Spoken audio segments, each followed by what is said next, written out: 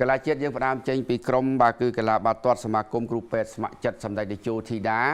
លោកបានត្រៀមលក្ខណៈ 100% ហើយដើម្បីជួបប្រកួតជាមួយនឹងក្រុមបាទគឺពិធីករបាទក្រុមបាល់ទាត់ពិធីករកីឡាបាទគឺរបស់កម្ពុជាយើងនៃសមាគមគ្រូពេទ្យស្ម័គ្រចិត្តយុវជនសម្ដេចតេជោធីតាបានបង្ហាញពីការត្រៀមខ្លួនក្នុងការប្រកួតបាល់ទាត់មិត្តភាពដើម្បីអបអរសាទរយុទ្ធនាការ 10000 រៀល 10000 នាក់ឆ្នាំ 2025 ជាមួយក្រុមបាល់ទាត់ពិធីករកីឡាកម្ពុជានៅល្ងាចថ្ងៃទី 6 ខែមិថុនាឆ្នាំ 2025 នាកីឡាដ្ឋានកងយុទ្ធពលខេមរៈភូមិន្ទស្តាតចាស់លោកនឹមវណ្ណៈជាអ្នកចាំទីរបស់ក្រុមបាល់ទាត់នៃសមាគមគ្រូពេទ្យស្ម័គ្រចិត្តយុវជនសម្ដេចតេជោធីតាបានបង្ហាញពីការបដិញ្ញាចិត្តព្រមទាំងគោលបំណងសំខាន់នៃជំនួបប្រកួតមិត្តភាពជាមួយក្រុមបាល់ទាត់ពិធីករកីឡាកម្ពុជាដែលជាក្រុមកំពុងតែសកម្មនឹងកិច្ចការងារមនុស្សធម៌នៅកម្ពុជាក្នុងន័យបង្កើនចំណងមិត្តភាពសាមគ្គីភាពផ្ដល់ស្នាមញញឹមឲ្យគ្នាទៅវិញទៅមករួមដំណើរជាមួយគ្នាក្នុងទិសដៅកិច្ចការងារសប្បុរសធម៌ជួយដល់មន្ទីរពេទ្យគុណធបុប្ផាក៏ដូចជាកិច្ចការងារសង្គមជាច្រើនទៀតនាពេលខាងមុខ EVA Premium Eye រួមគ្នាថែទាំសុខភាព EVA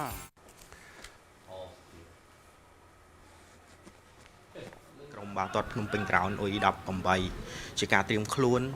សម្រាប់ទី1ការចូលរួមសុខលីកលើកទី8ហើយទី2ជាការត្រៀមខ្លួនសម្រាប់ការប្រកួតមិត្តភាពជាមួយនឹងក្រុមបាល់ទាត់ពិធីករកីឡាដែលយើងគ្រោងនឹងរៀបចំនៅក្នុងថ្ងៃទី6ខែ6នៅកីឡាដ្ឋានកងយុទ្ធពលខេមរៈភូមិន្ទស្តាតចាស់នេះក្នុងគោលបំណងគ្រប់គ្រងនៅយុទ្ធនាការ 10000 រៀល 10000 នាក់របស់មូលនិធិគុណភបុប្ផាឆ្នាំ 2025 ជាគោលបំណងរួមរបស់សមាគមគឺយើងចង់បំផុសស្មារតីដល់ប្រជាពលរដ្ឋទូទាំងប្រជាជាតិកម្ពុជាទាំងក្នុងនិងក្រៅប្រទេសឲ្យចូលរួមគ្រប់គ្រងនៅមូលនិធិគុណភបុប្ផាដែលមូលនិធិនេះគឺមានសារៈសំខាន់មែនទែនសម្រាប់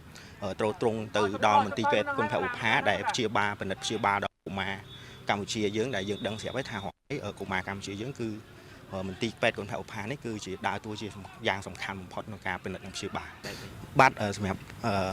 ក្រុមបាល់ទាត់សមាគមគ្រូពេទ្យស្ម័គ្រចិត្តយុវជនសម្ដេចតេជោធីតានេះគឺអ្នកថ្នាក់ដឹកនាំក្រុមតែម្ដងគឺសម្ដេចមហាបបរធិបតីនិងលោកជំទាវបណ្ឌិត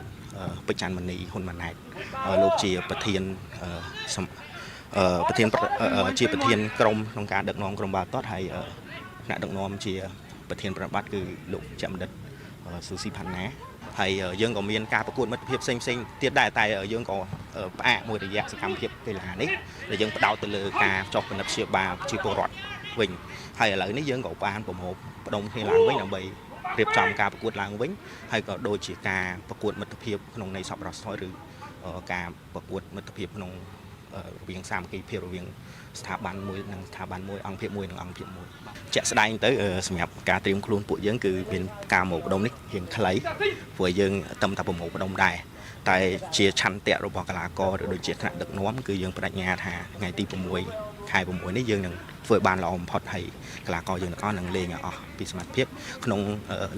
រូបភាពមួយគឺ fair play បាទជាចុងក្រោយចង់សំណូមពរដល់ប្រជាពលរដ្ឋទាំងអស់ចូលរួមលេងកីឡាគឺ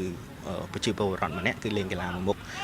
ហើយនឹងចូលរួមគ្រប់គ្រងនៅក្នុងមូលនិធិគុណភបុប្ផាមិនមែនតែក្នុងស្មារតីក្នុងយុទ្ធនាការ 10000 រៀល 10000 នាក់គឺយើងគួរតែចូលរួមទាំងអស់គ្នាដើម្បីគ្រប់គ្រងដល់ដំណើរការឲ្យបានរលូនរបស់មន្ទីរពេទ្យគុណភបុប្ផាជាក់ស្ដែងមូលនិធិគុណភបុប្ផាគឺគាត់មានគណនីមួយនៅក្នុងគ្រប់ app របស់ធនាគារទាំងអស់គឺយើងអាចបរិច្ចាគទៅក្នុងគណនីរបស់មូលនិធិគុណភបុប្ផាផ្ទាល់តែម្ដងហើយមួយទៀតនៅថ្ងៃប្រកួតនោះយើងរៀបចំជា poster ដែលមាន QR របស់គណនីរបស់មូលនិធិដូចគ្នាអញ្ចឹងសំណូមពរថាសូមសមាជិកសមាចារធីតាក៏ដូចជាប្រជាពលរដ្ឋទាំងអស់ចូលរួមមកទស្សនានៅថ្ងៃទី6នេះវេលាម៉ោង6នៅកីឡាដ្ឋានកងយុទ្ធពលខេមរៈភូមិន្ទបានច្រើនកកហើយក្នុងនៃគ្រប់គ្រងនៃយុទ្ធនាការនេះផងដែរនិយមបរិសុទ្ធជីវិតស្រស់ថ្លា